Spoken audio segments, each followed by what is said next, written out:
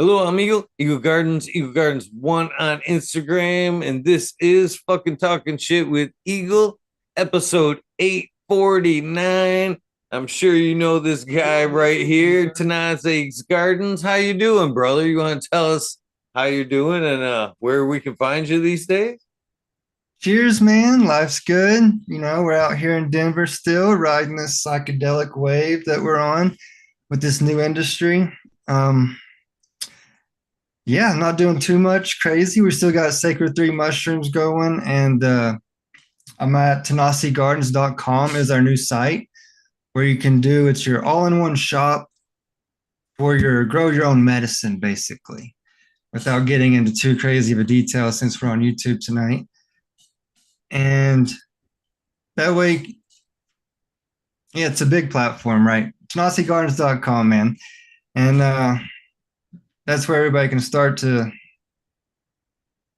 go about their way, I guess, growing your own. I'm trying to keep it G rated. I'm trying to censor myself because I don't know YouTube's laws, Uh, they're right? So ever changing. YouTube is. it is a deep hole, I'll tell you that. But so that's the new website for everybody to check out. And then from there it grows. You got social medias. If you do X, Facebook, Instagram, as long as they stay up, they get reset all the time. You know how the community of mushrooms and weeds getting purged from social media all the time. So if you just type Tanasi Gardens or Sacred 3 Mushrooms, you're gonna find me. Oh show.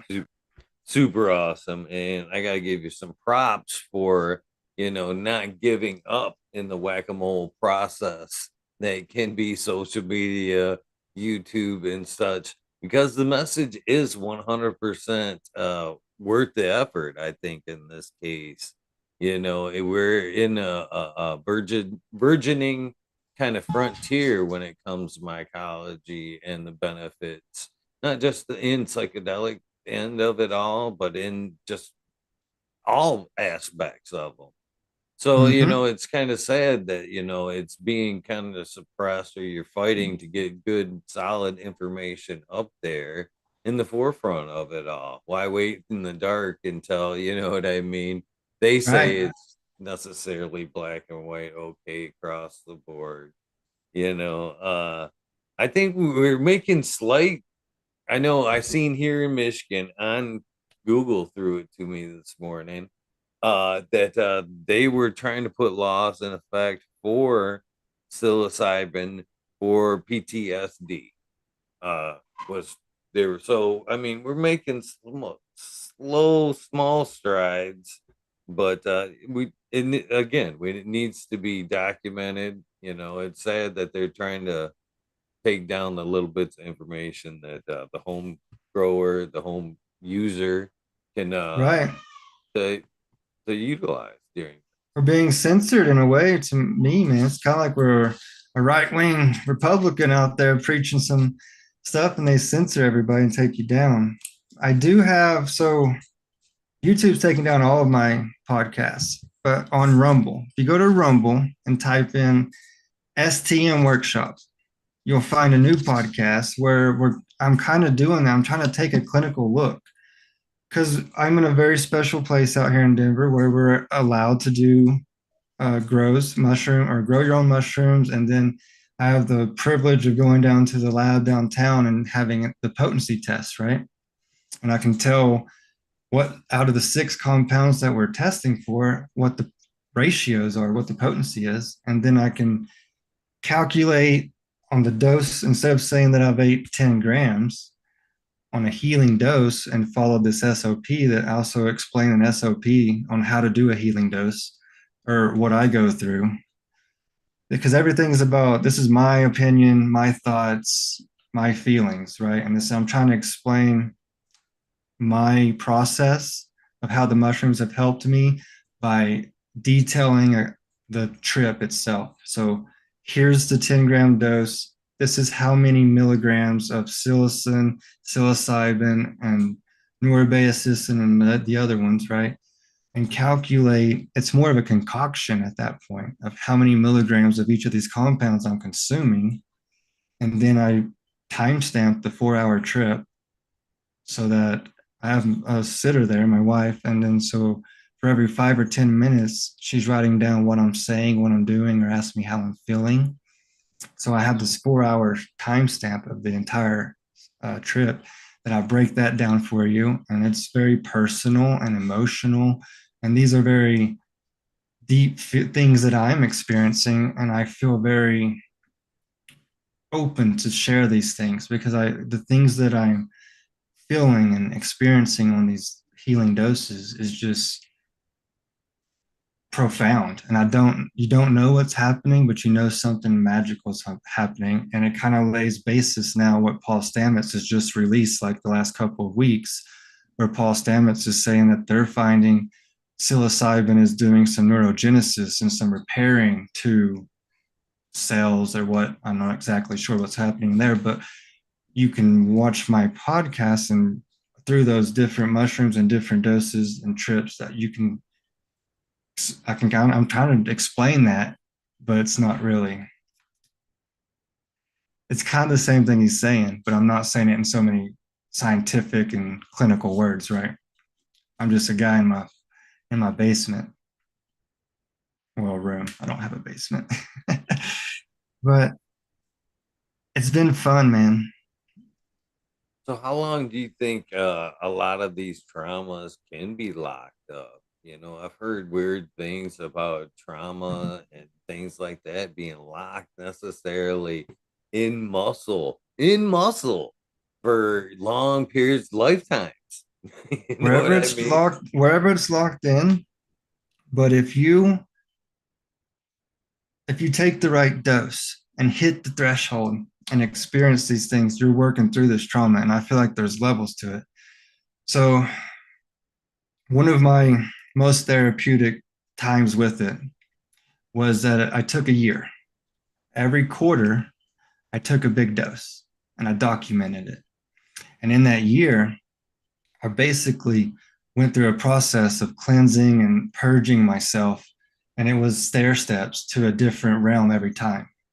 Although I was kind of the milligrams were kind of shooting all over the place, right? Anywhere from 100 to 200 milligrams. So that's what I'm kind of like trying to lay the basis here is with these podcasts, or what I'm trying to do with documenting my trips is that where where's the door open up? Because I feel like there is a threshold of milligrams that you must hit before the door opens up, right? Because if you don't hit the door, you're just tripping balls, I feel like. And there's people with calculators, and these churches are going off weight and stuff. I don't believe in that, bro. This is like THC. Your body is going off chemistry and genetics and makeup, right? When you're eating an edible, a THC. Same thing with the mushroom. Your body is going to die or break it down differently than someone else. And it's coming not to weight, but more about your makeup and genetics, I feel, because this is the same as THC. Like I can give a 350-pound person a 30 milligram edible, and I've seen them see dragons and had to be carried back to a hotel, as opposed to I'll eat 250 and I'm half his weight. It's like there's body weight does not play a part to me when we're talking about this. It's a lot. I feel like that's a lot of when you're dealing with compounds that are orally ingested and working through your digestive system. Um, Yeah. I forgot where I was going to go down that rabbit hole. So, okay, hitting the threshold, right? So it doesn't go off your body weight and stuff. So I've kind of laid the line where I'm thinking the door opens up is 75 milligrams, which is basically a decent potent mushroom, like a penis envy of sense. You're not going to get this on a landrace variety, right? Which is like your golden teachers or wherever region it's found. That's the name of the mushroom. Those are your landrace varieties. Those are very mild and low potent. You're wanting something, and they're like normally 1%, if that, or under. If you're eating a penis envy or something, it's a 1.5% of a mushroom, and that Anything above 1.2, 1.5 is a decent mushroom, which could be your Melmax, Blue Batons, Penis Envies, Stormtroopers, the ones that are albino-ish, maybe Penis Envy variety or white. Those are better ones to do healing doses with. And that could be a 5 gram dose, which is hitting the 75 milligram dose.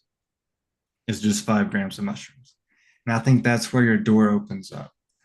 And we can argue this all we want, but until you see it, you're not going to know.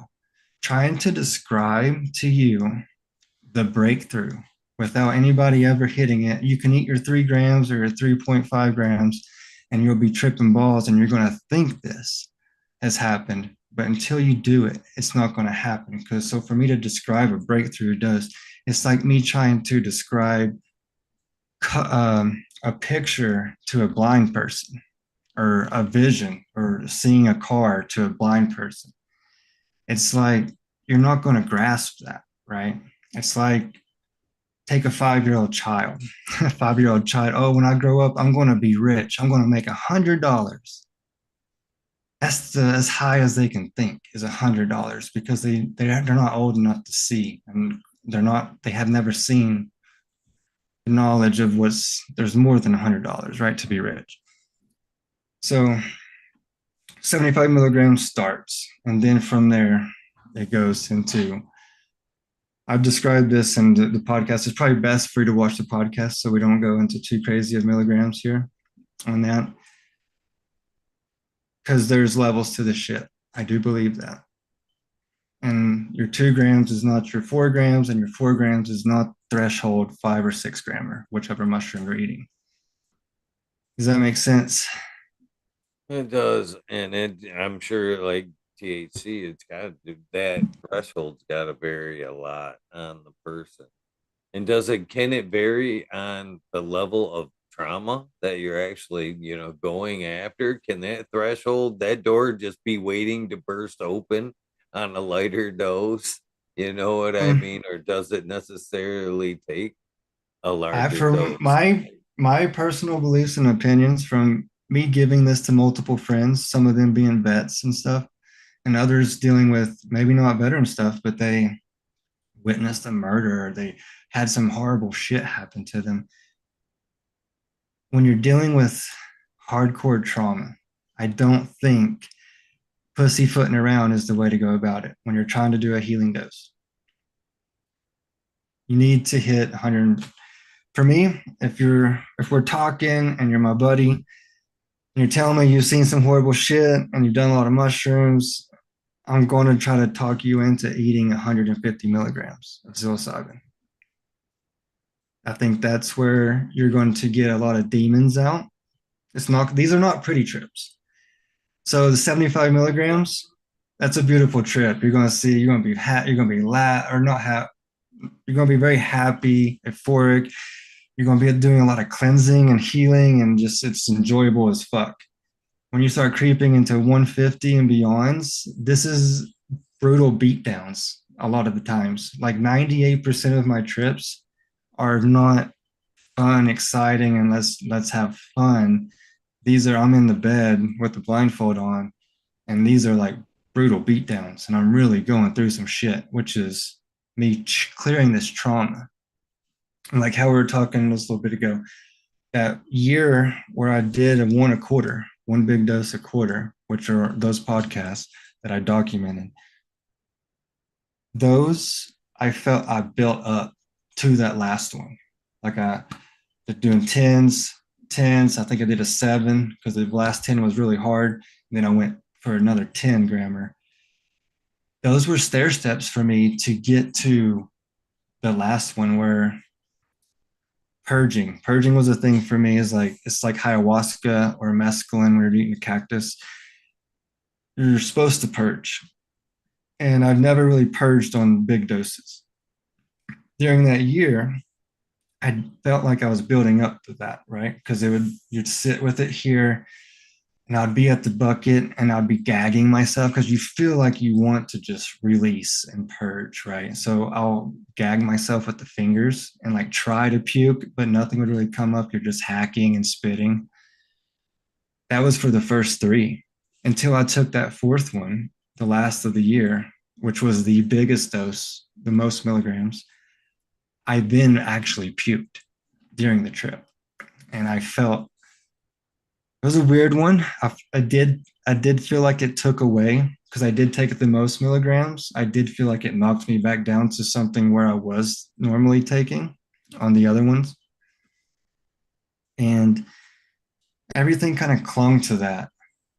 Those whatever that, I puked up water and mushrooms, but it felt like a lot of energy and stuff that I was building up from those trips clung to that mushroom. And when I purged it out, it just released all this like energy that was needing to come out, which is those traumas and those things that are trapped in the muscles and like because these are physical, bro. Like when you're done with this for it's 3.5 hours after ingestion, I'm back normal talking. So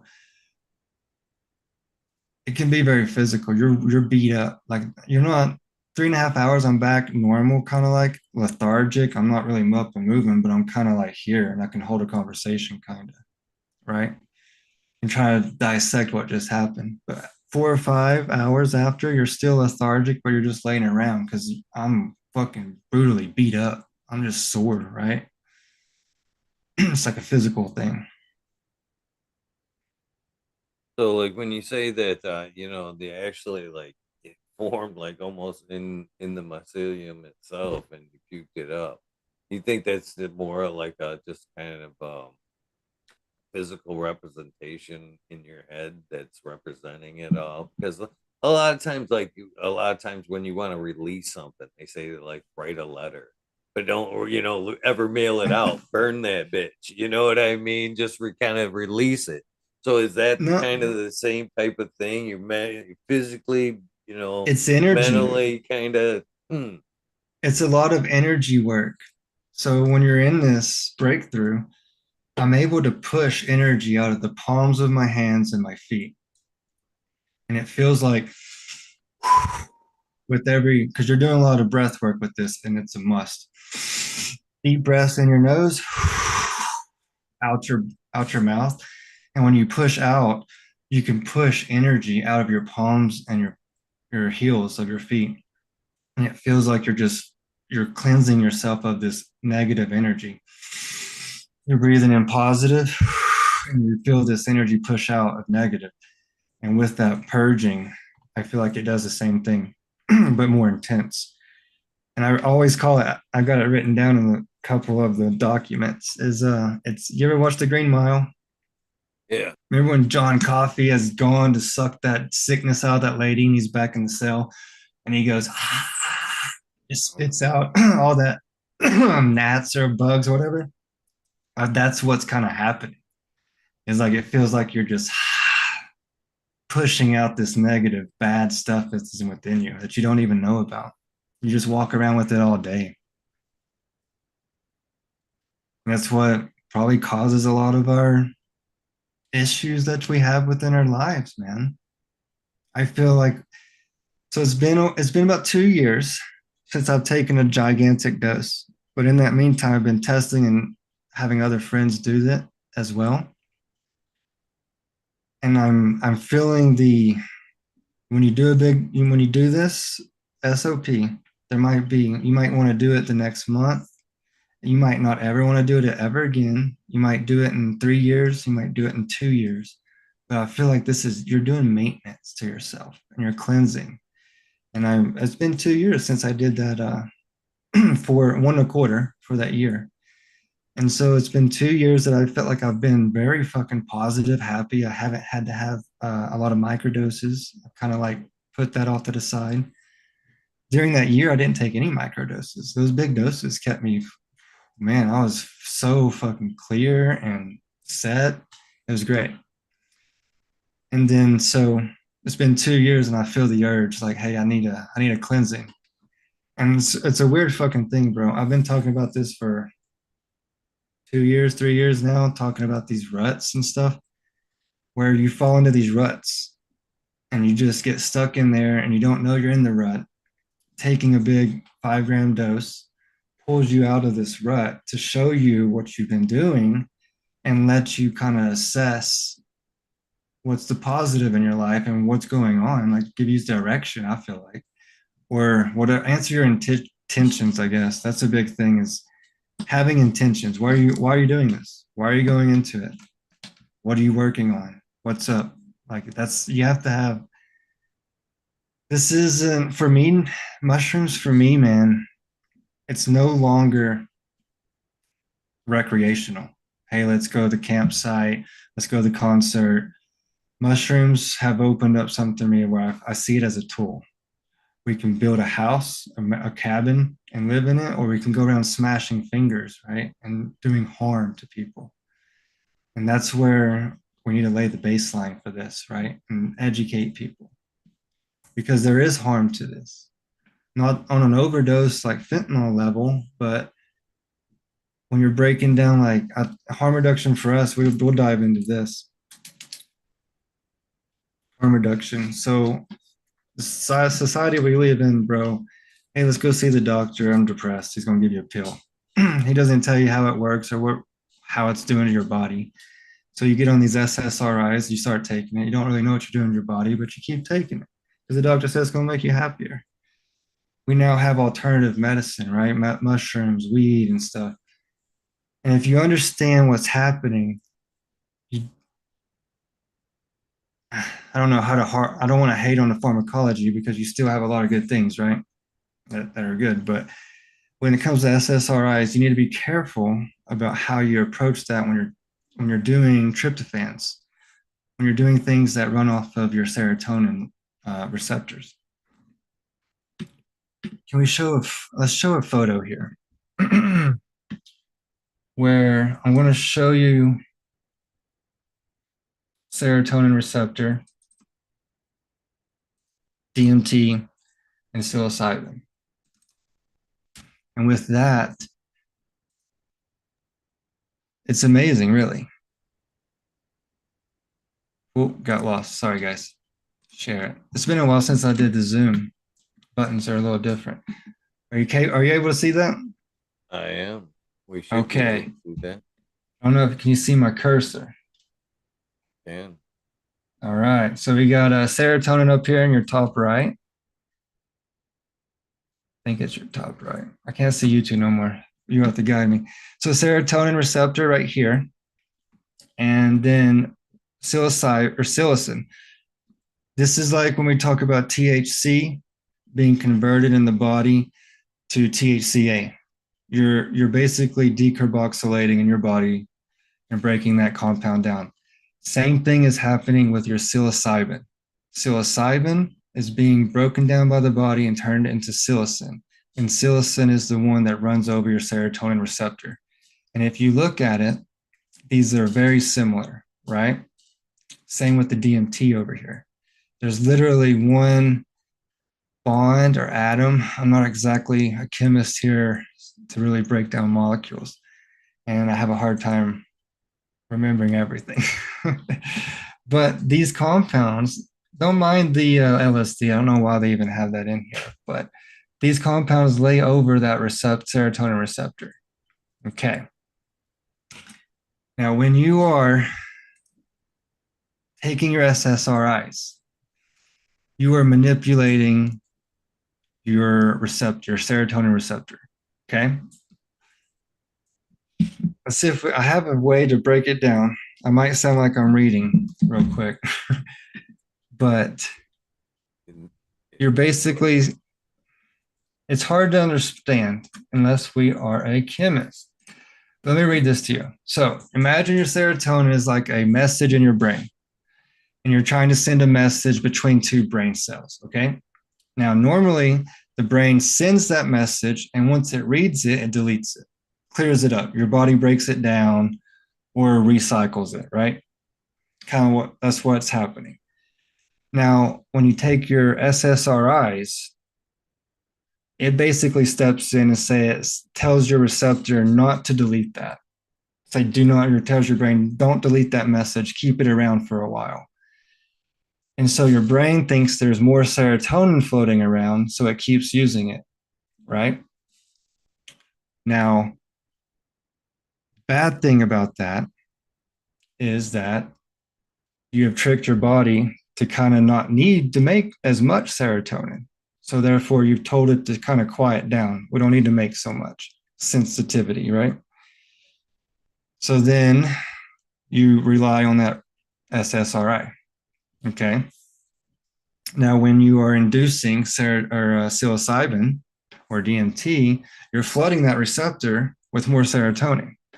And now that can cause harm as well, where you will serotonin syndrome. Now you have too much serotonin. Okay. And this is causing harm. You have something to say?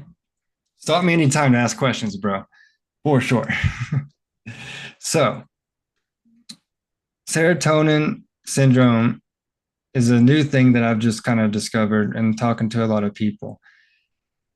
And it is harming people to the point where you're, I don't know exactly what is happening to you, but it's not looking good on the serotonin. I was trying to see if I found a spot for that. I don't. Serotonin syndrome. Sorry for me doing this.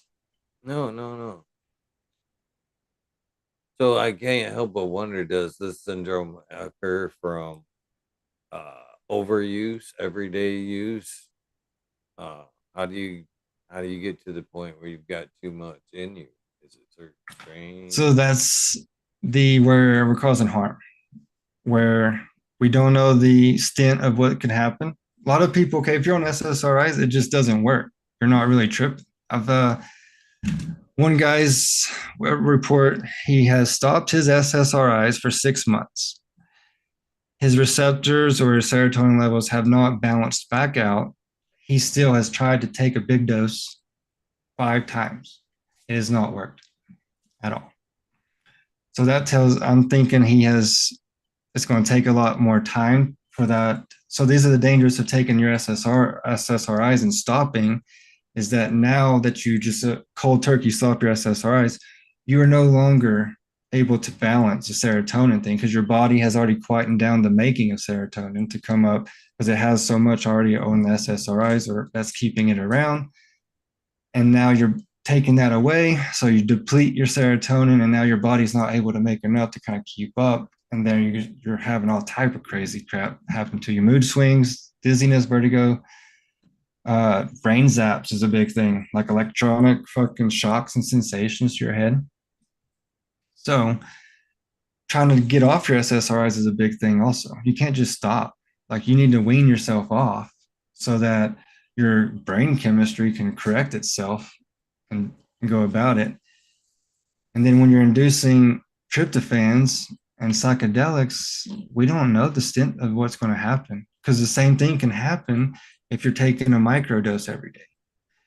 You're now inducing a serotonin psilocin across a receptor and therefore tricking your body as you have serotonin, more serotonin than you need. And it does the same thing. And it starts telling your body to quieten down. So maybe not, maybe taking one every day is not the best option. Although I've done it, I've had positive results. Maybe it's not the best because you need that your body to kind of rebalance itself. Maybe do it every other day, every 3 days, maybe the microdose. Because you can kind of do the I same would thing kind of that you're. almost consider that in my realm of thinking to be like a healing process. You've worked things, you've tore it apart, and now you need that time of repair, rebuilding and repair. You've went in, done the work, and now you've got to lay off and sleep. You know what I mean? Lay around, let shit rebuild a little bit is what it kind of sounds like. And it would be to do where I again kind of compare that to a sports analogy. If I found out that, working out or running in my case was super good, and I continued to run and run and run and run and run, the damage I would incur from never stopping and Yeah, rebuilding would be worse than, you know what I mean, leisurely going at it, the gains, and not overdoing or burning it out. People don't realize that what we're talking about occurs with almost like everything that we apply into our bodies. No sprays. You use no sprays. It says right on the bottle. Don't use more than 7 fucking days. Why? Because your nose will stop fucking doing what it's supposed to do because you're artificially inducing it to fucking do something else. You know what I mean? So right. we got to be careful with some of the things that we do kind of supplement, I I guess. think people need to be more aware. I think one of the big things in the doses is I reassess my intakes. Every dose, I've reassessed everything that I consume in my body. And it's like you go through like what's good, what's bad. And I feel like a lot of people are taking pharmacologies or shit, caffeine, sodas, sugars. It doesn't have to be a hardcore drug, you know. You're chemically altering your state of mind by inducing something that your brain has a receptor for, whether that be cocaine, caffeine, nicotine, THC. This is the amazing thing about being a human, bro. We have all these receptors for all these compounds. And when you induce those, you have these crazy things. You get up on the caffeine or cocaine, you're going to alcohol get you a little uppity up sometimes. I mean, like it's a um what am I thinking? Stimulant. These stimulants, and you're just tweaking your brain chemistry all day long, whether it be a cup of coffee or what. It is. That's true. That's very true. Hmm. I mean, And if you can, caffeine, all it does is, tell your body that you aren't tired. A lot of these other stimulants that we talk about, the effect of the stimulant itself is it trying to your body just trying to get it the fuck out. That's the effect. yeah, What you're feeling is, yeah, no, I just want it out. That's so it's yeah. energy or jitters or whatever the fuck. It's an opposite effect of what you've taken in. So how do you feel? And I'm curious about this because you kind of mentioned a little bit of testing. And I'm sure these, especially when you started breaking it, you kind of, you know, you lost me a little bit. You started breaking it down into milliliters. You know what I mean? And the common Joe, fucking, we talk about taking shit in grams.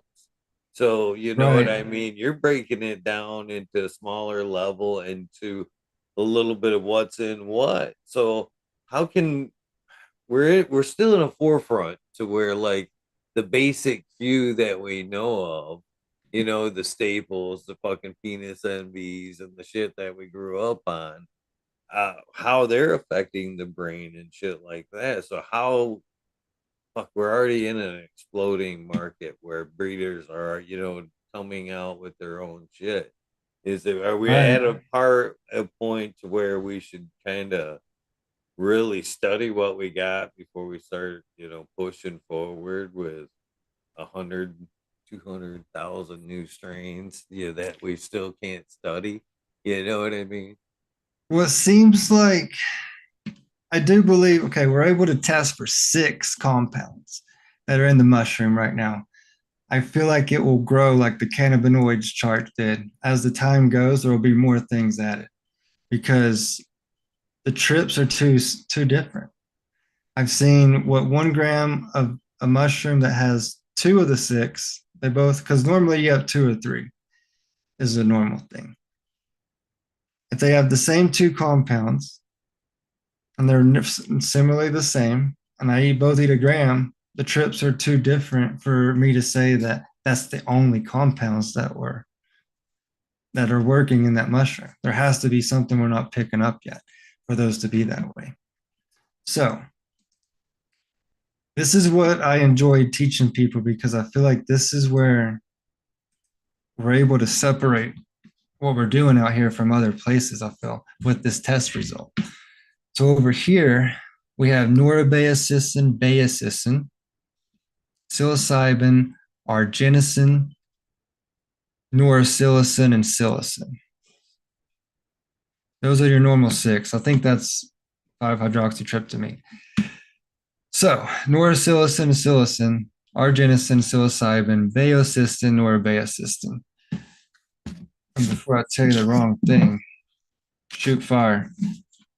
I want to say norabeacicin is being converted into beacicin. The same thing, THCA or THCA is being converted to THC in the liver. Right, we nerd? Hopefully I didn't. Okay. Psilocybin is being converted into psilocin. Norabeacicin is being converted into beacicin, if I don't have that backwards. And these are the compounds. As you can see, they kind of do the same thing and lay over the serotonin as well. There's not much different going on when it comes to molecules. This, out of these compounds, normally on a landrace variety, you're going to have 2 or 3, right? And then I've found that if there's some that are testing high and some of the cups, okay, let's break it down. Ranges for psilocybin cubensis are going to range from up to 3% or up to 2.83%. If there's a 3% psilocybin cubensis out there, that is world record shit right there. We're talking like 2.8 is kind of the highest I've seen right now out of cups. And the ones that are testing high into the 2s, they're picking up on 5 of the 6 compounds. And your normal ones can range from 2 or 3 normally, like your Cubans, like your golden teachers and your landrace varieties. I'll share, here's an actual test result here. Shoot, that's not even the right test result, guys. Oh, now we're stuttering. Not here. There's the test result. And boom, because I feel like the test results are very complicated to try to understand, right? So on this one over here, you can see the highlighted ones are the ones we're testing for. And this was one of the snapes, a starry night albino penis envy that I grew at the Sacred 3. And we got a 2.8, which is one of the highest. I did not enter this in a cup. This was just me trying to get a testing so that we could do a big dose. And these tested at 2.8, which is one of the highest that I've seen recorded. And so when I'm talking about earlier, I'm trying to teach people, let's not think of it as a 10-gram healing dose. What mushroom was it? And then you're gonna here's what my plans are at TanasiGardens.com. If I grow 10 totes, 10 or 12 totes of the same strain, and I take each one of them and go have separate tests for the totes, I've got 10 to 12 different results grown in a Sacred 3 mushroom grow kit, right? And then I'm going to be able to find an average. And then if you grow that variety in a Sacred 3 mushroom setup with the same substrate and a 6,500 Kelvin lighting, you should somewhere be able to find the averages that I've found by me testing it, right? My 10 or 12 tests give you an average. You grow it in the same setup with the same materials, you should be able to find somewhere an average for you. You don't even have to have testing. You just follow my test results and you can you're not going to get it exact, but you're going to be able to kind of narrow down where about you're hitting your milligrams, right? And now with that, when you're doing big doses or if you're trying to do a concert dose, hey, what mushroom is it? Oh, it's Cambodians. Okay, let's go to TanasiGardens.com Let's look through Cambodian. Let me see the average that he has for 10 or 12 tests. Okay, if it's grown his way, it's probably around 1.1%, right? And then you can calculate, oh, okay, if I eat 1 gram at 1%, okay, so we're eating 10 milligrams. I suck at math, bro, without writing this down beforehand. But you should be eating around 10 milligrams, right? And then with that, oh, last time I was at the concert, I had to be carried out. So I shouldn't eat 10 milligrams. I should try to hit maybe 5 milligrams. Or you can kind of judge your trip that way and try to cause less harm reduction to people being traumatized by taking the wrong dose in the wrong setting and had to be escorted out. And now they will never, ever eat mushrooms again because it's a tool that you didn't use correctly. Of course, the outcome was horrible. So if we can understand potency, and potency is all over the fucking place, man. Shit, no tests have been replicable. Or I've gotten the most tests I've gotten so far is like 6 tests on one variety because testing is expensive. And I can give you an average of 1.3%, but the test results will range from 1.10% to 1.5. Like there's a half a percent of variance sometimes. Yeah. I mean, So how does the average person, tend to find out which one is even or would be right for them? I mean, where's the starting point for the average person? Because, like um you're saying, there's quite the fucking difference. yeah. And the, They pull up one of the Melmacs. Oh yeah, this one sounds great to us. And if this were cannabis, you'd be buying by picture, wouldn't you? In yep. description. Oh, that sounds lovely. Oh yeah, look Oh at that. yeah. That looks fired. So if you were, you know what I mean, if you were shopping by description and look in this case, you know what I mean. So how do you know what's right for you when you're trying to especially use it for medical purposes?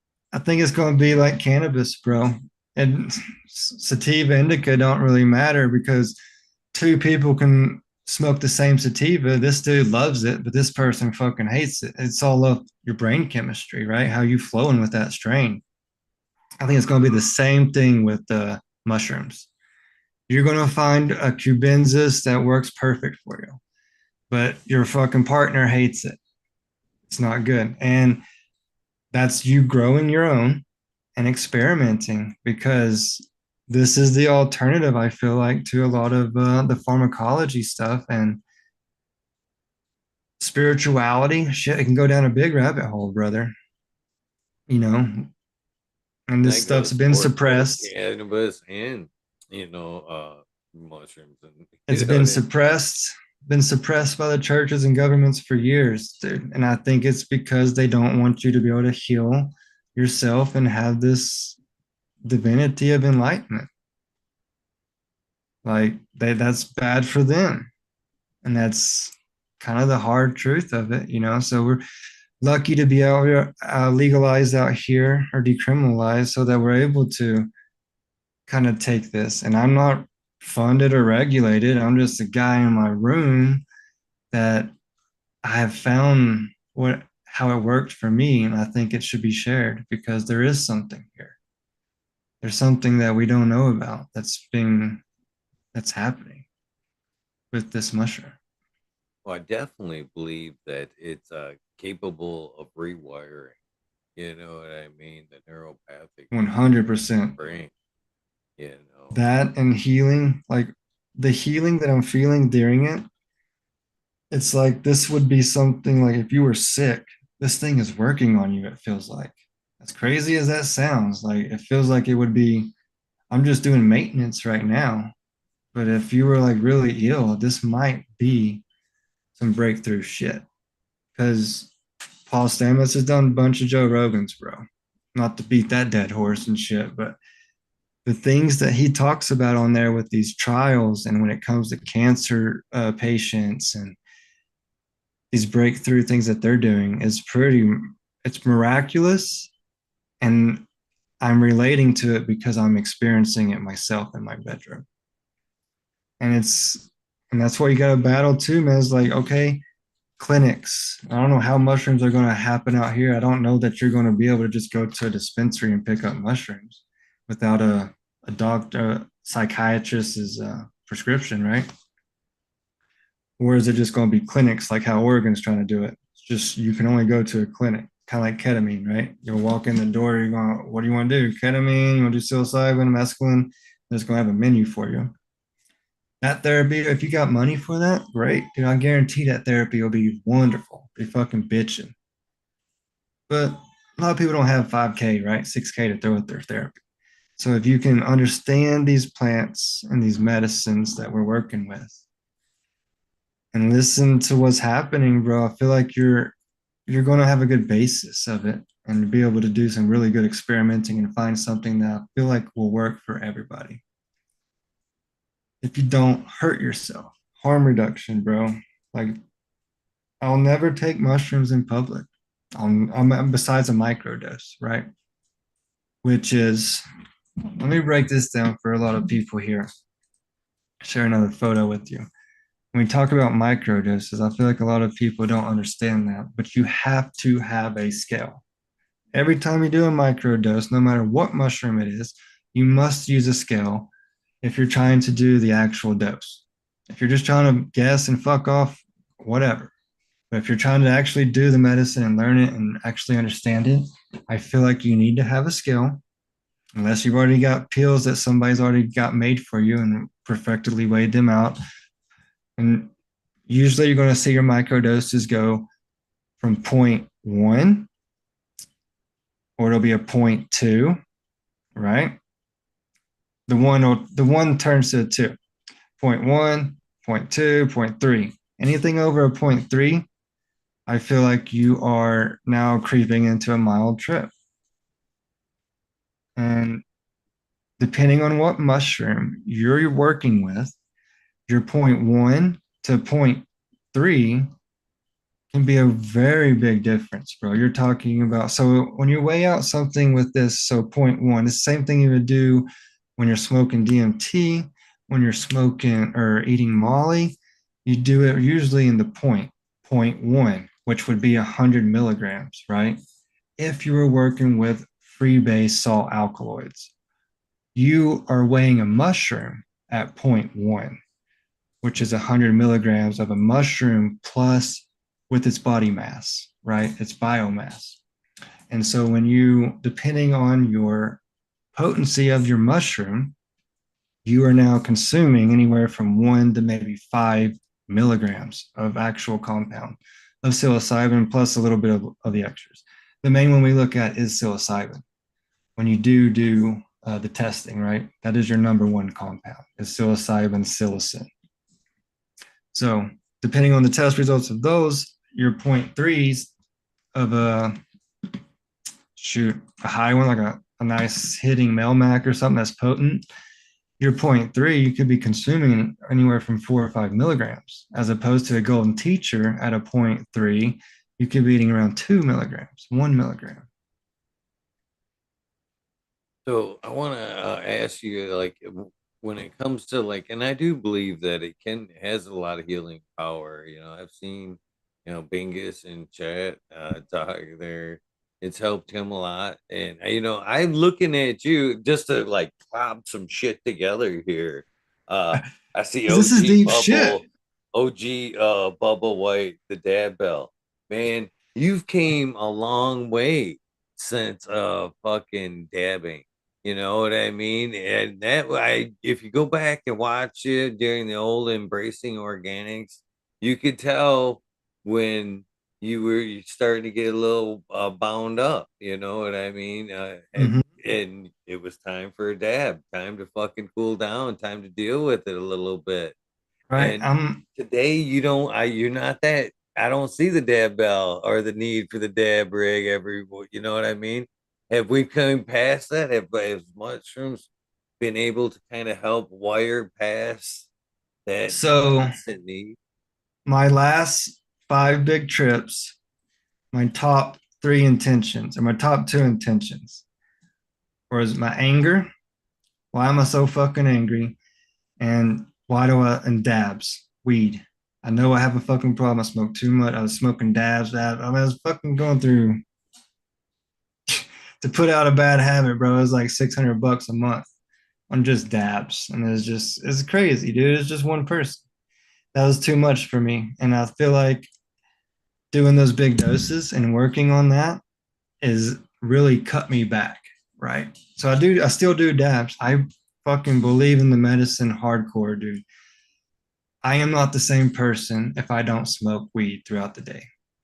I'm a very irritable, kind of a disgusting person to want to be around, dude. And I'm just my head's not in shit, and I feel like when I just smoke weed, I fucking get. I'm just normal. I feel more normal. As bad as that can say, right? I'm relying on the weed, I suppose, but I believe it is a medicine for me. And so I have cut back, but I still do dab. I will drink alcohol. I don't like to get drunk. 2 or 3 beers, bro. It's like I'm good. And I feel like how we were talking about earlier, in those trips, I reassess my intakes every time. That's one thing that is consistent, is me reassessing my intakes. And I feel like it has cut back a lot on my intake and helped out that aspect. Because I mean, we do want a longevity, right? We do want to live long. And I felt like I was harming my body with that consumption. And I feel like a lot of people, if they break through dose, you're gonna experience this as well. You feel like well,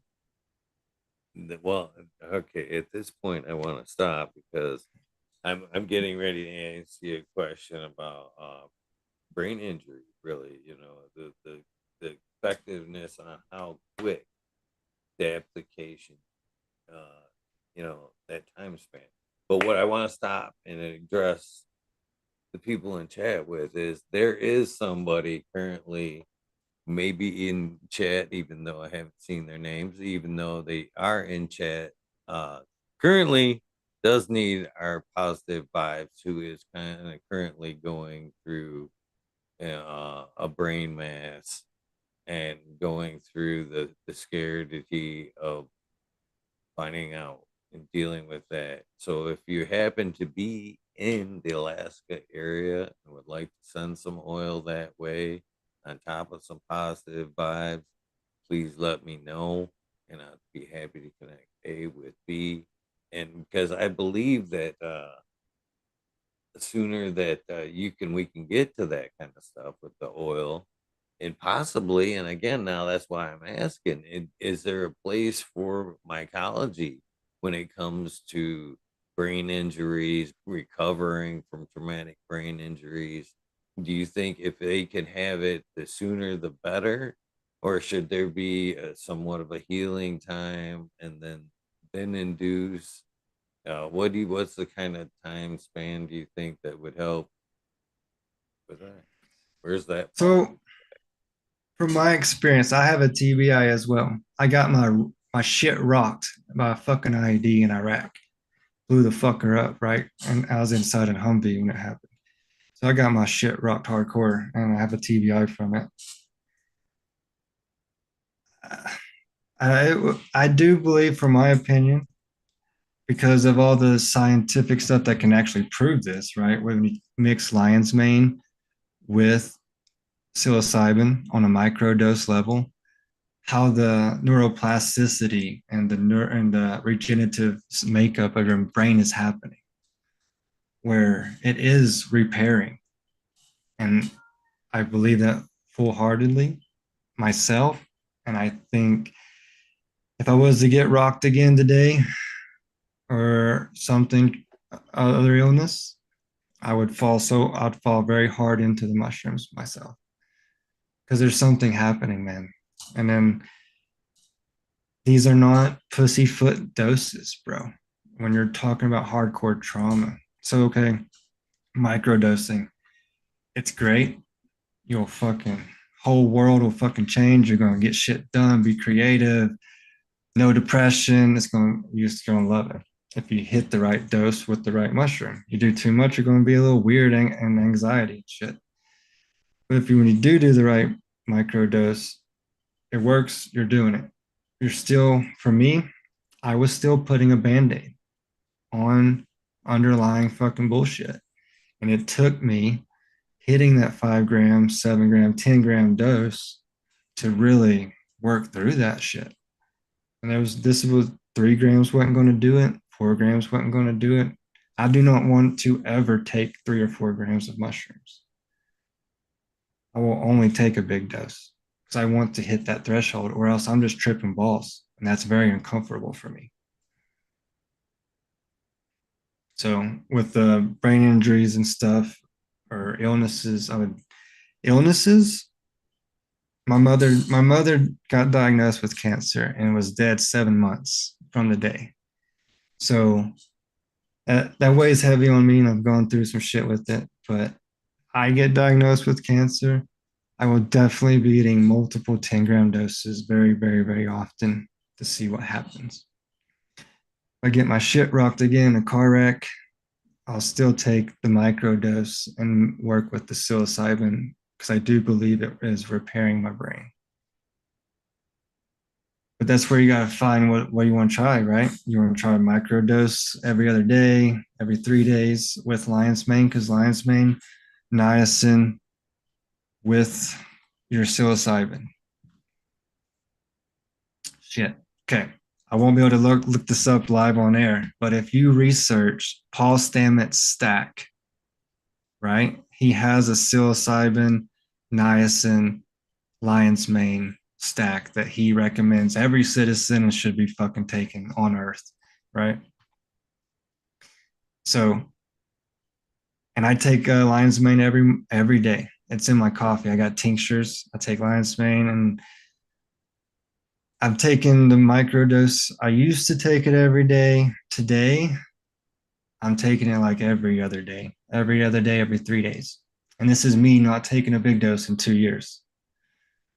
For the year of me doing the big dose and a year after, I didn't even take a microdose at all. I was so overloaded with the big doses, I did not need a microdose at all. I cut that out completely. And I was having the residual effects of the big doses. So, but this is where we gotta be careful, guys. I'm out here. I try to eat super healthy, man. Just meat, vegetables, maybe some rice or potatoes. We eat from the butcher. I don't take any pharmaceuticals. If I take ibuprofen, that's because my head's been hurting for fucking longer than it should, right? And I try to keep it real clean. So when I take these big doses, I feel safe and reaching these Kalindi. I don't know if you ever heard of Kalindi. He's passed since. He was a guy in Detroit who's done a lot of lectures talking about 30, 40 gram doses. And he was eating golden teachers, and these realms that he was experiencing, I feel like are realms that are super reparative. Hearing vision, I get biblical as shit when I'm in these big doses as well, where it's like Jesus healed the sick, he healed the blind. When your third eye is open and you've got a blindfold on, but you can see everything, which is hard to even describe. There's something happening, man, and it's reparative as fuck. And if I think if you get there, you will see it too. And I think that kind of hit on it, right? Because I mean, we've all got trauma and we're broken some way. Hate to say it, but we've all got True. some underlying issues. It's true. Yeah. That's for sure. And with that being said, the different realms of things, I definitely believe uh there's something to that. We've been trying to access them different realms from years. Yeah, I mean, basically, yoga Mhm. is a form of Meditation. trying to, yeah, to get to another realm, right? You know what I mean? Blanking out the mind to you can access this different realm. and breathing, I mean, that's the next step is breathing. You know what Yeah, I mean? breath is so important, brother. And when I'm in a DMT or a big dose or any type of high microgram of LSD or mescaline, like breath work is my number one thing, is in my nose, out my mouth, unless I'm trying some crazy breath work, right? But normally it's just, and that controls everything, everything. I want to address why dull worry. Why dull worry? DMT has really messed up my shroom trips. So something magical with that. If you smoke, if you smoke a good point plus of DMT, you're going to leave your body. I've gone down to, I used to think it was a big dose only, but I've gone down to half a gram. If you eat half a gram of mushrooms and then wait about an hour, hour and a half, and then smoke your DMT, you'll be able to smoke as much DMT as you want, and you will never leave your body. You only, you turned, I don't know if you go down the rabbit hole some podcasts, Terrence Howard, Oh yeah. and these guys that say that he's guys like him that speak on that realm. Um, Billy Carson, these guys don't take psychedelics, but they're basically describing these what psychedelics is when I like, especially with mushrooms and DMT, you don't leave your body, but this entire fucking world becomes frequency of colors and vibrations. And I have seen that. And it blows me away when I hear them talk about it on a podcast of they're just describing physics and science to Well, describe these realms. And I'm like, holy shit, I'm seeing this on psychedelics. you were the first one that kind of brought that to my radar. It was our last episode where you were talking initially about documenting your trips, writing them down and shit. And then it wasn't there too far after, excuse me, where I seen a documentary where they were talking about DMT and trying to stay further and further into actually map. And it was mappable, they said. And then Everybody's seeing the same thing. yeah, and that's I don't necessarily have ever found that with some of the other psychedelics. I've had instances where like group experience where we've kind of like all experienced or seen, you know what I mean? Something all together. But I wouldn't say it was all like a mappable realm where we could go back and like see that same shit again. To where Well, my experience, and I've only had one was a light experience, and the other one was just here in December, not the kind of, but was I mean, I got fucking hit in the head. I had took on a couple of head injuries last year. One was mhm. I got hit, fucking a board come flying out of a jack and fucking hit me right Shit. across here. It fucking set me back a little bit. And then I fucking went back to I was doing carpentry again, and I was hanging some siding. I was on an 8 foot ladder, and I fucking had a piece I was kind of trying to fudge in between the corner and the window, and it wouldn't fucking go. And all of a sudden, that motherfucker just came loose and screamed down and kind of wedged. And I followed it down instinctively, but I didn't think about the hammer being up on top of the fucking the ladder still. So that thing came from about like 6 feet and like hit me. I got pictures, man. That thing hit me like a fucking nail Oh, right there fuck. on the head. And I fucking stuttered and shit for after that for the longest time, man. I stopped doing episodes. I didn't want to be on camera. And Concussed? fucking, I was really worried about fucking ever being right after that. And Get I fucking, concussed. Yeah. somebody sent me some fucking DMT and I fucking tried it. And I had, that's where well, a lot of realities came. It blew my mind just because after the fact, after my experience with it, I looked in and I couldn't. It blew my mind how many other people were talking about some of the shit that I had seen. I could shut this off. Like tripping me out. The And AI camera. yeah.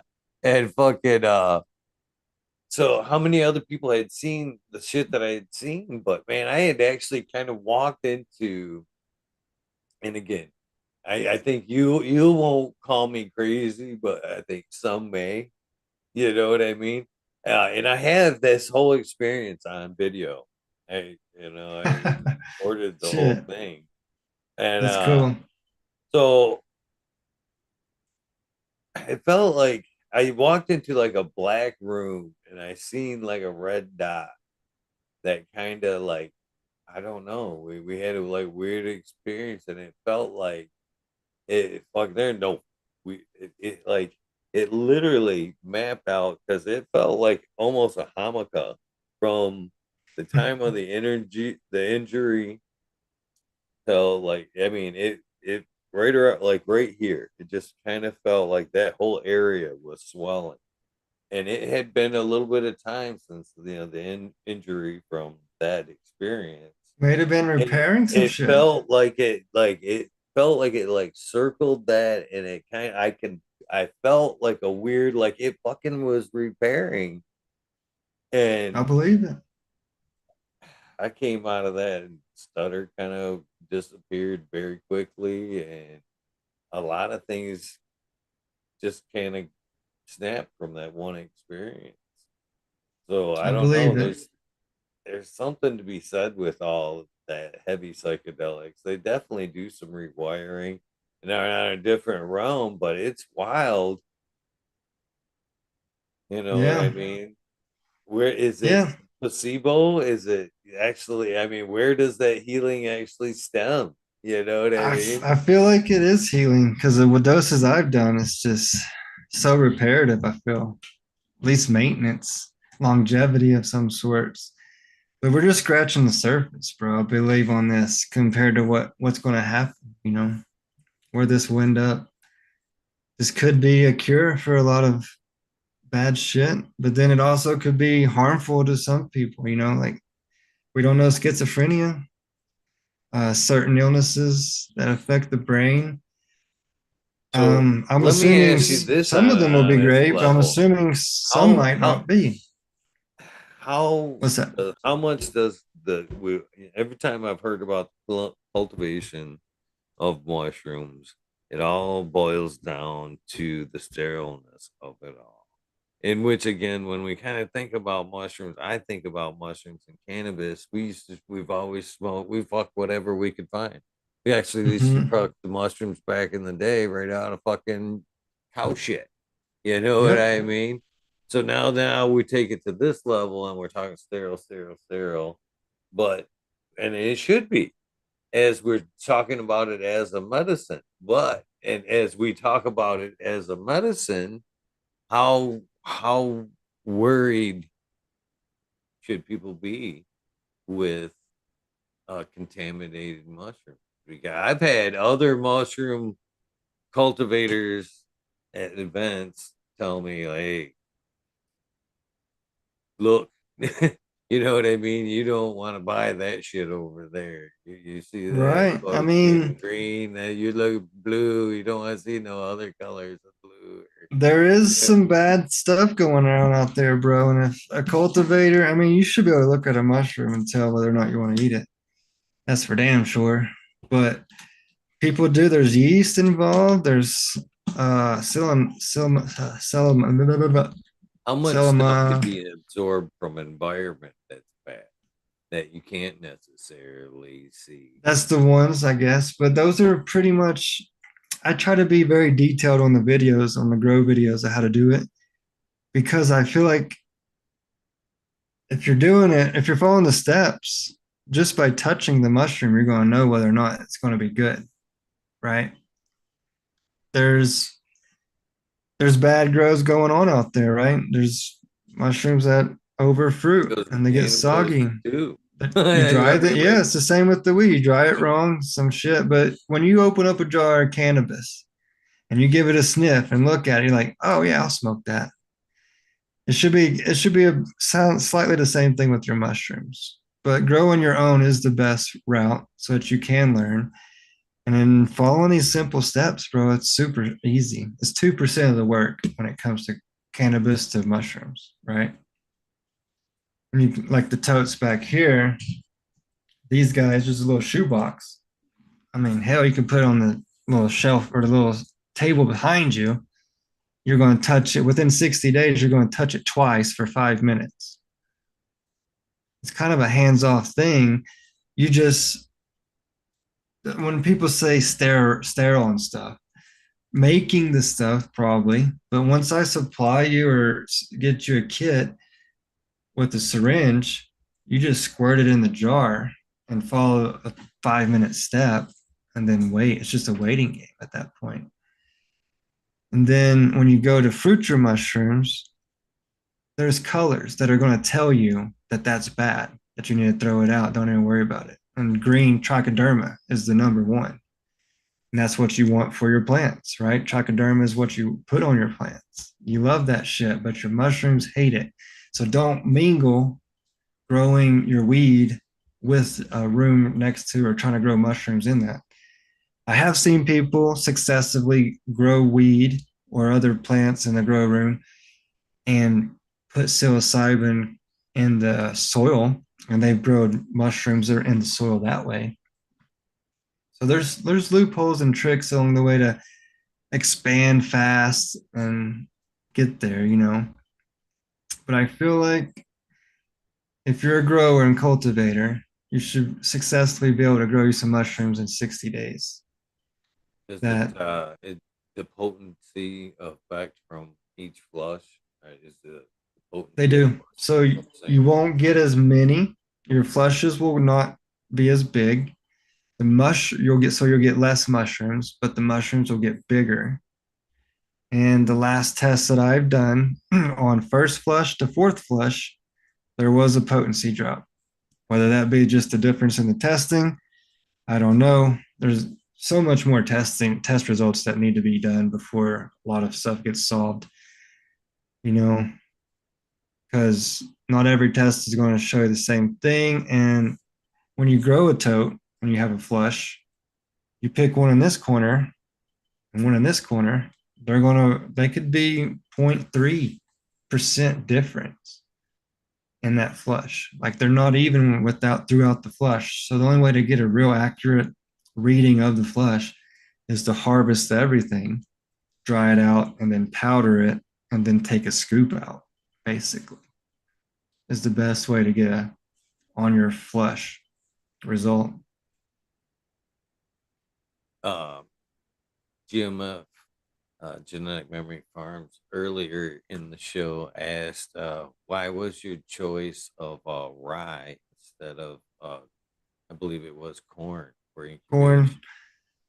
incubation? 2020, I started the company and I used to use corn a lot.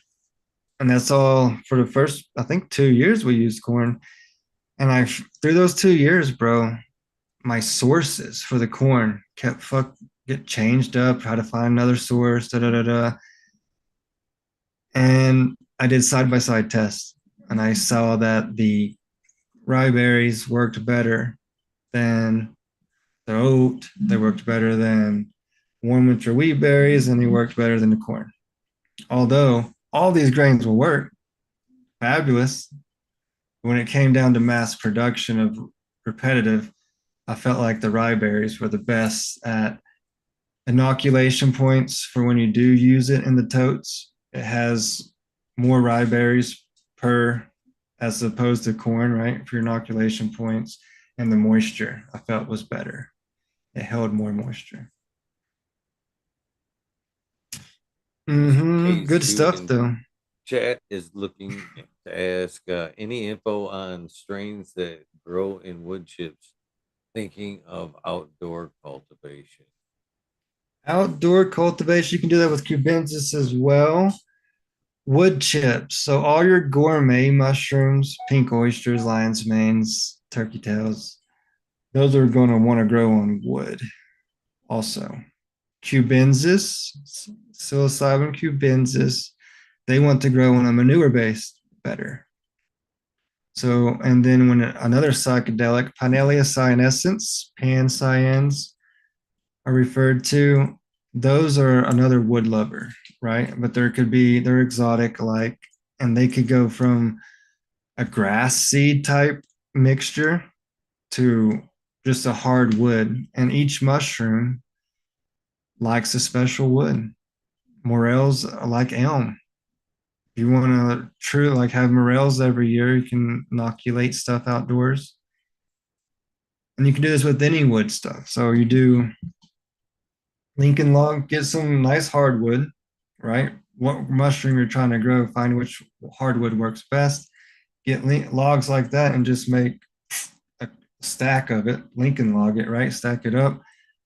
Get a grain jar that you have dowels in, little wooden dowels. Inoculate that. It colonizes. You bust that apart. You take all your wooden dowels and drill holes in your wood, shove those in with a hammer and seal it with some beeswax. You're inoculating that entire stack of Lincoln logs that you just created at your wood line. And then whatever mushroom you use, that's what's going to grow on it. It's a good way to go about it. And you'll have mushrooms every year. Same with morels. Take some elm wood, chip it up, and everywhere in your backyard, as long as you like are growing, as long as you're somewhere where it gets moisture. Out here in Colorado, unless you have sprinklers going, you're probably not gonna have enough moisture. But like Oregon, Pennsylvania, maybe Michigan, you have a good wood line that stays shaded and moist. It's a good spot to do it. Shit, what I was gonna say. Wood, wood lovers. Oh no. You were talking about necessarily moist places. I was thinking of maybe like along creek beds or something like Creek that. beds, that would work. There's some, so J.R. Token, he's got people that are able to find there are different species of exotic Pinellia cyanescens. Ovoids is one of them. It's a very long Greek word. I'll fuck it up trying to say the whole thing, but they're known as ovoids. And these are things that are growing in like the grassy lands of like riverbeds and stuff like that. So it's not always wood either. So it's like grassy sometimes.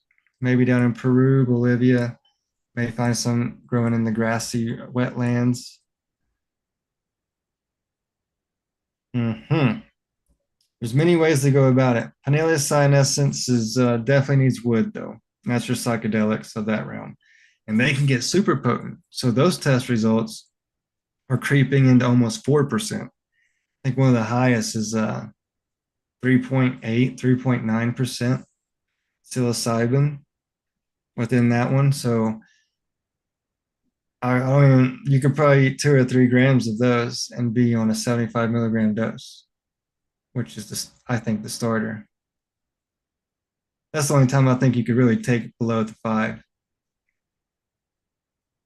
is something of that potency, which then what compounds are in that mushroom, right? Is it all going to be the same as the psilocybin? Cubensis? I don't know. It might be a totally different trip because I've had a couple of tenors and I'm pairing them. I'm trying to do 10 grams every time. That is my set. I've had mushroom trips where I've done less and stuff, but since I'm doing the testing and stuff, I set everything at 10 grams. And that could range from 120 milligrams to 220 milligrams, depending on the mushroom, right? And man, I lost my plot. Where was I going? You're talking about basically the 10-gram being the minimum of any Yeah, drug. so that I can do that testing. I was gonna go somewhere special with that. Shit, boss. I'm losing you, brother. In the meantime, Genetic Memory Farms also has another question about drying. Do you like to freeze dry, like harvest right, or some method for drying and powdering and storing? Drying. If you're going to enter into a cup, do not freeze dry, because then you're relying on the elements, and then the tester. to not let that freeze, because the freeze dried mushroom is going to soak up a lot of moisture. That's just ambient in the jar, whatever you put it in, it sweats or anything, or if it sits out at humid. So at DGC Cup last year, I took a Melmac that was freeze dried and put on this like little pedestal stand that could spin around, and it rained up there. And after a day of it just getting moisture in the air, it wasn't raining on it, it was under a tent. It soaked up the moisture in the air around it. And that dude was no longer freeze dried. It was like a soggy little mess. It was disgusting. You wouldn't even want to eat it. So freeze dried, you can have issues with it when you come along that end of it. Benefits of freeze dried is that the edibility and the bag appeal is going to be bitching. They're going to go down quick and easy, and they're going to look blowed out. So a full mason jar, a quart jar of freeze dried mushrooms is 15 grams. Half that jar is an ounce of normal dry, air dried mushrooms. You can visualize that. Is it like the candy? Do they just like powder? It's like a fluffy, puffy marshmallow type situation. So it's good on that end if you're trying to do big doses and stuff, or maybe your micro doses. Maybe preserving it is a good thing if you vacuum seal it and store it proper, not let moisture get to it. But I used to think that freeze dried made it more potent. That has been proven incorrect. Freeze dried does not make it more potent. Air dried can be just as potent, if not more. So, out here in Colorado, it's easy to put mushrooms out on a tray or a paper towel or paper plate, put a little fan over top of it. Within 3 or 4 days, those are cracker dry, crispy. That's what you want, right?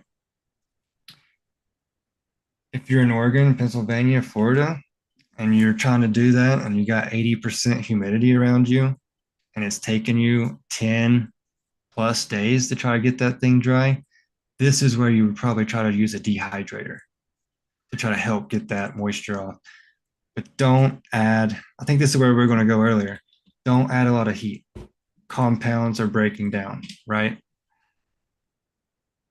So if you add heat on the drying process, you are now degrading, decarboxylating your psilocybin to psilocin, norabacicin to baeocicin. You're now converting compounds at that point. Same with you're making teas, or if you do a lemon tech that sets for a long time, you're doing this process as well. So that's when you take your warm teas and stuff. The psilocybin has already converted from your heat into psilocin, so your body no longer has to break it down, and it hits the receptor immediately. And therefore, you think it's the entourage effect of, oh, it's hitting me harder and faster, right? It's a strong dose. No, your body is no longer converting and hitting the psilocin immediately. And now you're coming up fast, but you're also dropping fast because you're not elongating that trip. You're shortened that trip by doing so. And so I've done tests on this as well, where I have intentionally raised the heat in the freeze dryer so that the compounds will convert. I raised the psilocin 5 times the normal amount of what it used to be, or what it can when you normal dry it, right? By introducing that heat. And when I took that 10-gram dose of that high psilocin, it hit hard and fast. It was one of the most strongest trips where I was the closest to death of leaving my body that I've ever been. But the pain level after that 3.5, 4 hour trip, the pain level that I think it was because of that, my body not having to convert it. My body hit the psilocin hard and fast to get me there and go as far as I've ever gone. But it hurt me. It's like your body knows that you should break down this much psilocybin at this speed to make this trip do this. And I think I overloaded the psilocin receptor by not letting my body do it slowly, and it hit it hard and fast, and it caused a lot of physical pain. Where I don't know if you're familiar with the Theracane, right? Theracane is like this candy cane shape back massager. And Oh yeah, dude, yeah. like from the base of my skull to the top of my neck and back was in the most crucial, like agonizing pain for hours after this trip, where I could only sit there on the bed with that Theracane, just massaging the fuck out of my shit, making it feel better. So there's something to play there, right? I don't know what's going on with that, but That's that kind of that you why can hurt. I asked the one thing about the muscle memory of trauma there. I was watching again back that kind of relates back to the breathing aspect, what you're saying, the Wim Hof method of breathing, and them actually going up into this little studio, and he had actually taken them full the the older students, you know what I mean, that had it down, and they were going and releasing fucking shit in their muscles and Mhm. super traumatic that was from when they were young. They were saying like basically some of the traumatic experiences, even as a kid, maybe even like a punch to the back where the muscle kind of maybe tightened up but never released, and it's kind of still holding that memory, that trauma there that they were releasing through the relaxation through the breath, you know what I mean, actually Right. getting it out, which I thought was kind of wild. They say water, all kinds of things have memory like that. How much shit are we, how much and where are we actually storing all of this shit, to be honest with you? Yep. Body's amazing thing, man. It I think is. we're just scratching the surface of what these natural plant medicines can really do, you Do know. you have a favorite, basically, I mean, I heard you mention St. John's wort. Do you have a favorite, I mean, non uh psychopathic mushroom that you is it a staple in your house other than the St. John's wort? I recently discovered the chaga for my blood pressure and shit like that. Chaga teas and shit were pretty Hmm. awesome. How wide is the library of mushrooms in your house? I mean, you can't have, I mean, you can't, you know what I mean? You can't be eating mushrooms all day for, No. everything. So, The in our library, it's just cubensis really. A few little extras that really aren't really much of anything, but it's all psychedelics really. But I do order gourmet mushrooms and tinctures that I add to my coffee every morning. And I do believe that plays a part in my immune system and everything of that sort. The cordyceps is a big one. Lion's mane, turkey tail. There's a liver and lung cleanser that has like chonga with mullein leaf and stuff, stinging nettle. Maca. I do a lot of maca root too. I feel like micro dosing can help your libido.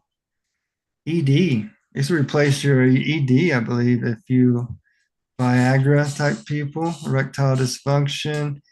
You eat a psilocybin point 0.2 microdose with a maca root, which is an Inca superfood.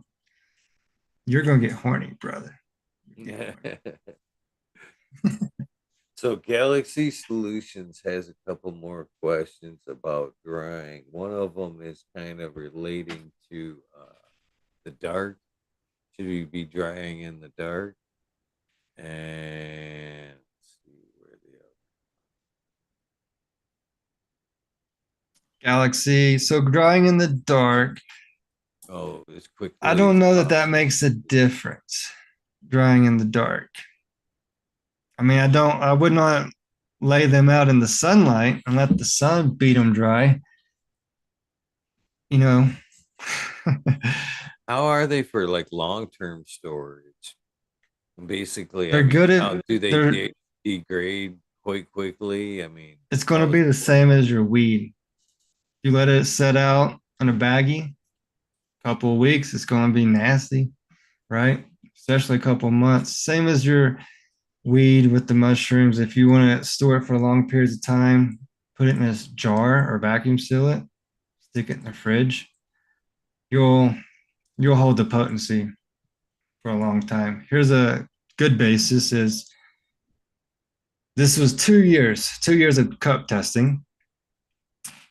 So the first 2 years ago, the guy who entered grew a toad of toke 8. Toke 8's a mushroom. It's somebody, I forget who makes it, but they picked two mushrooms.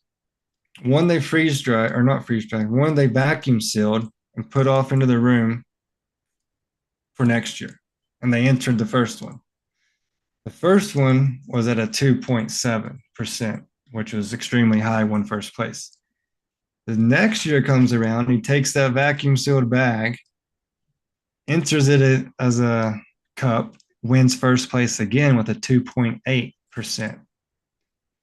So not to say that the compounds got more potent over time, because he probably just picked a more potent mushroom within the flush, but it held the potency is the thing to take away.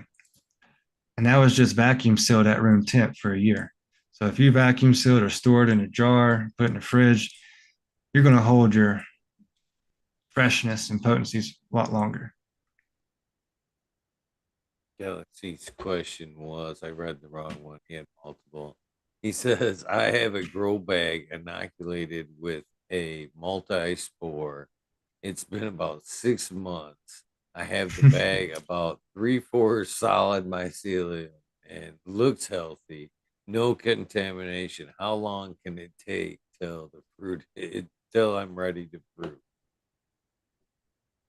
6 months is a very long time. Normally, depending on the variety, you should colonize, depending on this how big, you should colonize within a couple of weeks.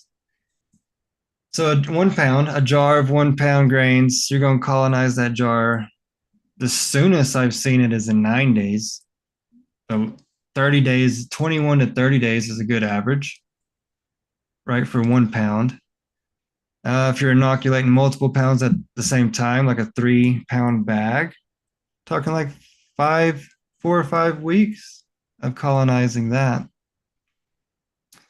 So to have something to run 6 months, I don't know a variety that will do that. Especially you say you said multi-spore. That's what you said. Could it be I a think you said. thing that the substrate's dried out and they're just waiting for a good rain? Like There's so many variables. The best way to go about it is send me an email at Tanasi@tanasigardens.com. Send me pictures or whatever you got. We'll figure it out because there's so many variables where did you just inoculate the substrate only? Because there's steps to this. That's why I try to teach the kits here. Instead of just giving you a bag grow, try to teach you with this because there's step one, you got to inoculate your grains. Then you use that grain to inoculate substrate, and then you fruit off your substrate. It's a little process to go about. You're not really going to have good results unless you got an all-in-one bag where they've put grains and some substrate in there, and you stick the grains, right? Then you can colonize the grains, break those up within the bag, and then it colonizes the whole thing. So if you didn't put grains in it, I feel like it won't colonize as good, as quick. But we'll figure it out though if you shoot me some email. We won't figure it out tonight. That's for sure. Play STL asked, and that's a good question too. It's got me kind of wondering: is manure better to grow mushrooms, or phrase it right? Are manure grown mushrooms stronger than any other substrate? And does substrate matter? That's my end to that. How important I is substrate as far as From the test results that I've seen and the data points that they've collected, substrate does matter. And I harp on this just the same as any other weed nerd, right? Good inputs going to give you good outputs, right? You got good super soil, you're going to get good results. I feel like it's the same thing with the mushroom. If I give you all the mushroom as much as it wants, it's going to choose and decide how much of what good stuff it needs.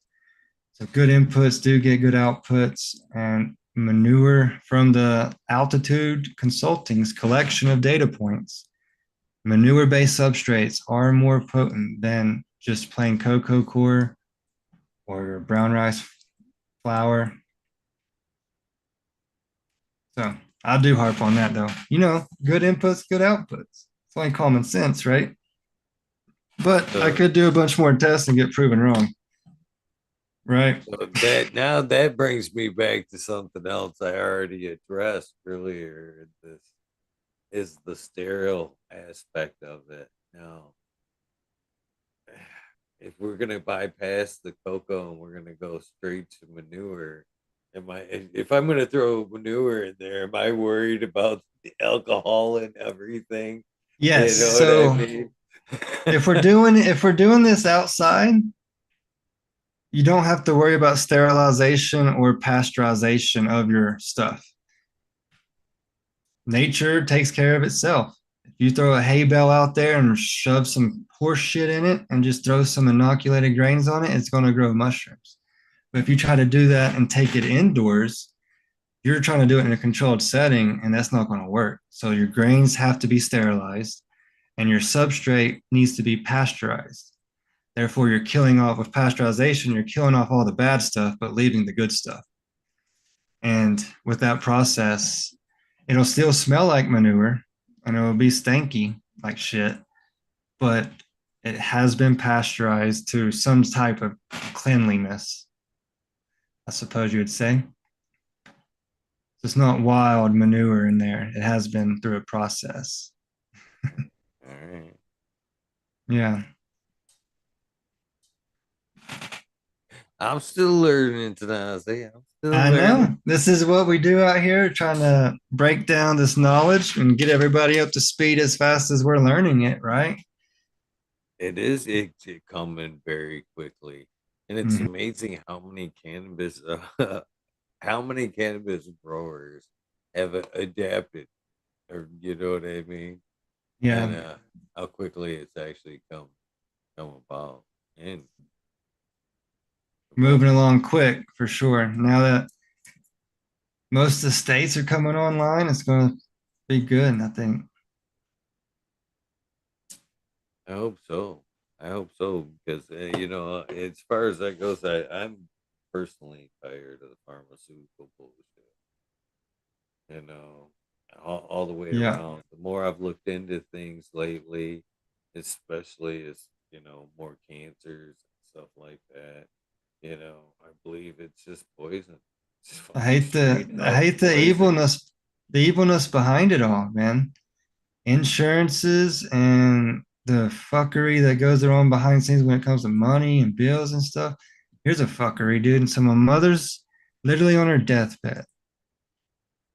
And we're all sitting there just waiting basically for the moment. And the motherfuckers call up to ask if she's still there.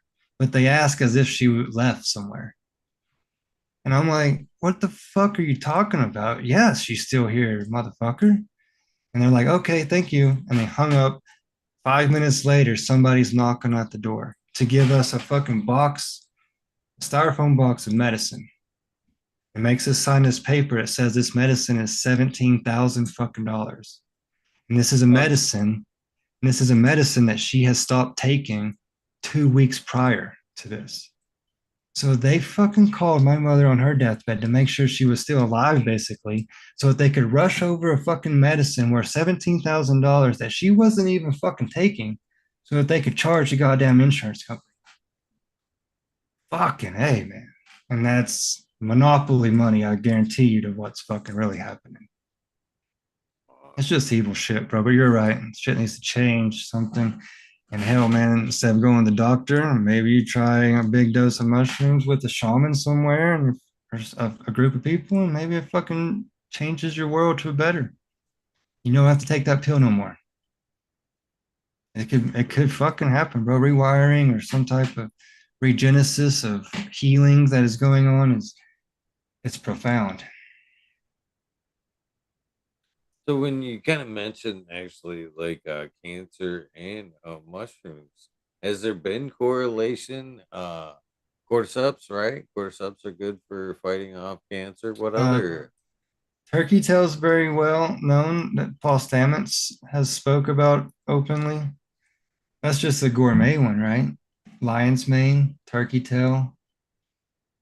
He says he helped cure his mother of stage 4 breast cancer. Paul Stamets says this with turkey tail. Now, this was a podcast, this lecture he did 5 years ago, and he wasn't really trying to tell people to do psilocybin.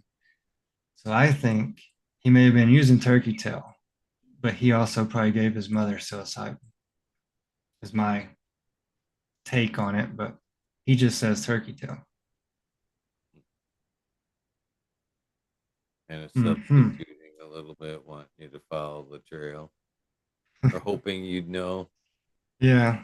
Today, when he does more speaks, he does, he talks more openly about, hey, people are taking big doses and this is what's happening, especially with cancer patients. I think he last two podcasts ago, I guess, on Joe Rogan, he was talking about maybe like five people with, I don't know what stage of cancer.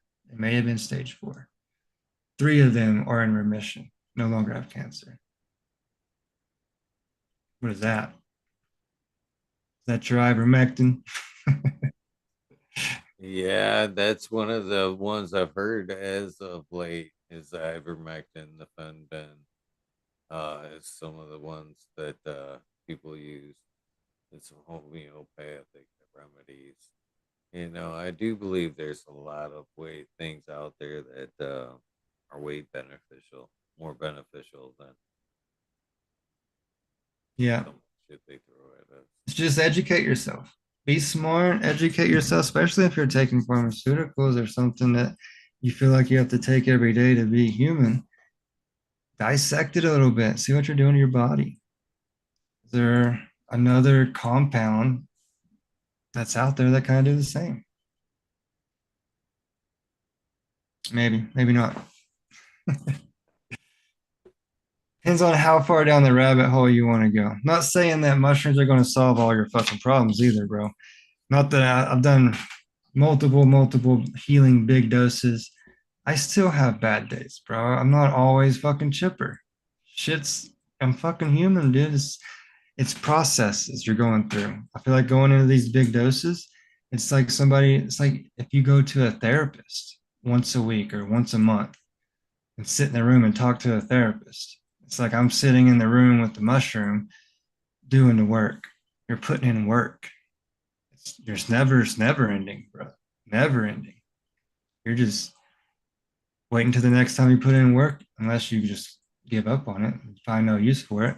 But I find use for it and it helps. And I'm still putting in the work. I'm not cured. I'm not going to say that I'm the happiest person all the time. Well, there's a lot to be said with that. You know, sad fact of the reality is, um, we're all racing the clock. You know what I mean? We're all from birth degrading.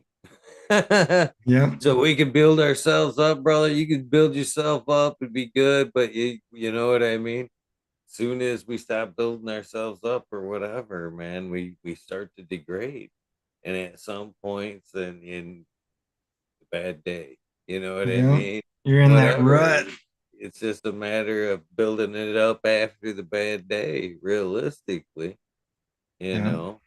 And one of the things I've had somebody hit me up recently of trying to deal with the shit that life throws at us.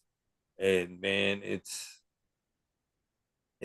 one of my things I think is powerful as anything else is you gotta have something that you enjoy that helps pull you along during the day. I mean, even if it's Purpose. as simple as fucking running.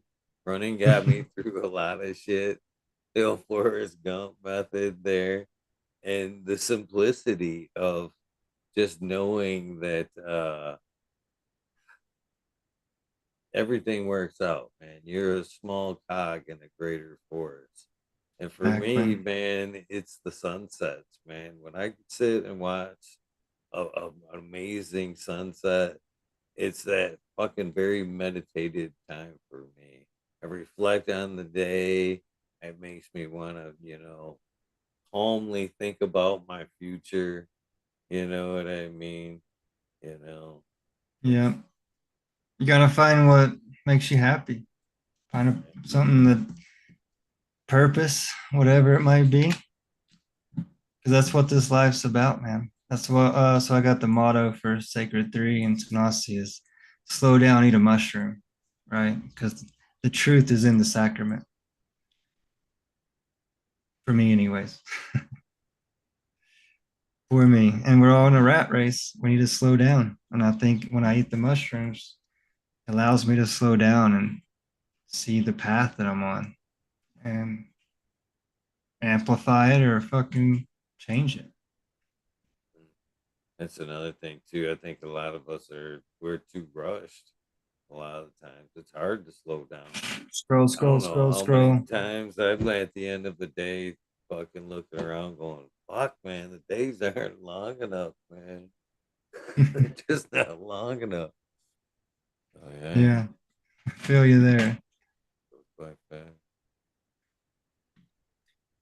So any questions in chat? Any more questions in chat for Mr. Tanasi? Yeah, man. Especially if you got any questions, hit me up, Tanasi at TanasiGardens.com. And then TanasiGardens.com is the website.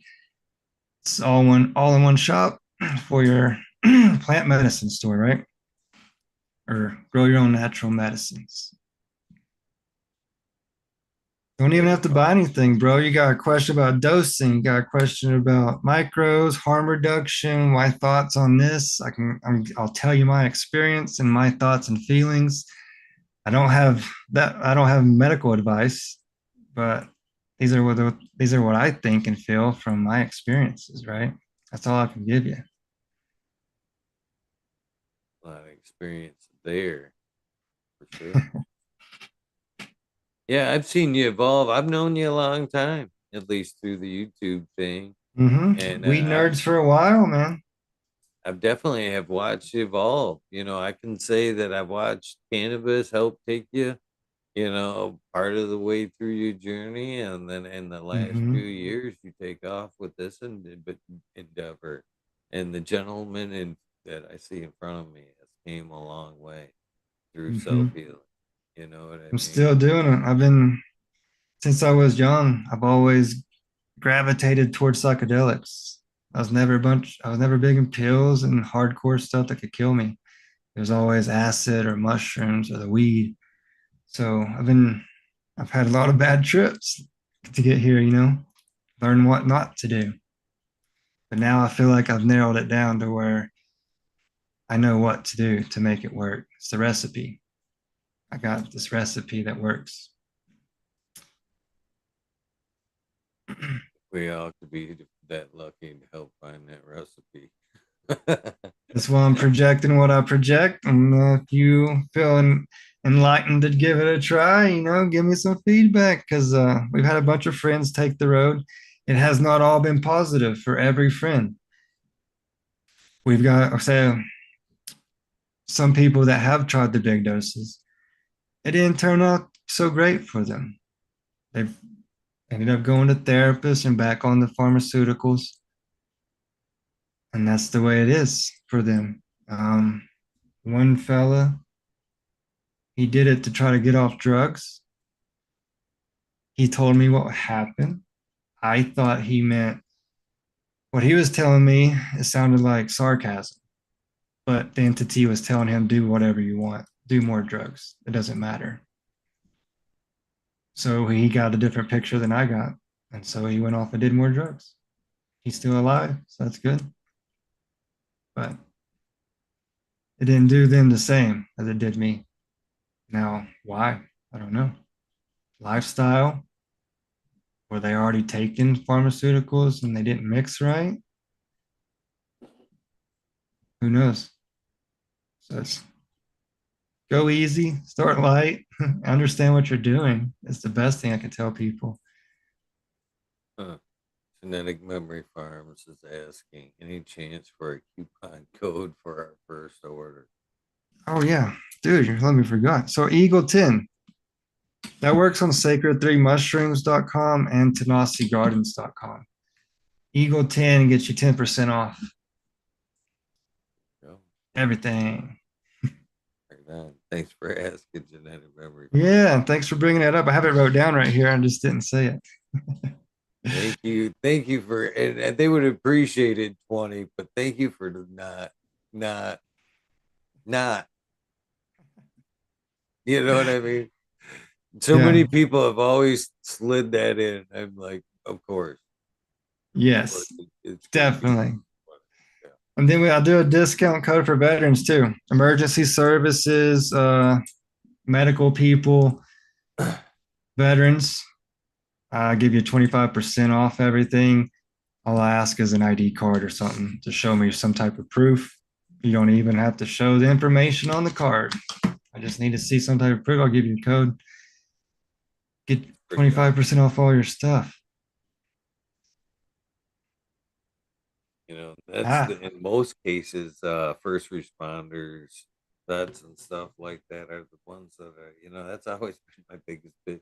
Are the first ones to be denied yeah. cannabis and the shit that could really help. They're the first ones to be pushed Because down the they see alcohol, some bad shit. pharmaceutical road. Fuck They see yeah, some they bad do. stuff. So, I know a lot of first responders and shit like that. I literally like, how do you fucking sleep, man? I used to work with a buddy of mine that is now a fire. He's a fire chief, so necessarily not so much on there. But man, he'd be out on calls all night long before he come to work. Car accidents, fucking oof, rushing into fires and shit. See all kinds of yeah. horrible shit. And I'd be Or like, dealing, saving fucking angry asshole fucking people too sometimes, I bet you. yeah, I mean, it's hard to just shake that off, and I've talked about that. Unfortunately, and he amazing people, that refuse because of their job, which they're putting their lives on their lines. They're seeing all this shit, and they're relying on alcohol and shit to fucking brush that off because they don't want cannabis in their system or they can't afford to have cannabis in their system to fucking. Mm-hmm. I'm like, fuck that, man. It's Yeah. always, yeah, yeah. I don't know. Not good. That shit needs to change for sure. So thank you. I respect the fact that you give them a little extra for sure. Yeah. Gotta be that way because they see some just as bad, if not worse, shit than war. The infantry, for damn sure. But damn, I gotta pee, man. All right, brother. With that being said, same old shit. The link's always good when there's weed in your world and you'd like to pop in. Just hit that link and join us. The other thing I'd like to get from you is the old sound bite. This is episode 849 this round. You know how it goes. Basically, I'm just looking for, hey, this is Eagle. I'm on fucking talking shit with Eagle. This is episode 849. Make it your own, brother. I am ready. Gotcha. So this is episode 849. I am Tanasi, and this has been fucking talking shit with Equal. Hell yeah. Thank you, brother. I appreciate your time. You have a wonderful night, man. You too, man. Take it easy. Thanks for having me. To the rest of you guys, I appreciate your guys' time as well. Don't forget to do something nice for somebody. Random acts of kindness do save lives. And with that being said, we are.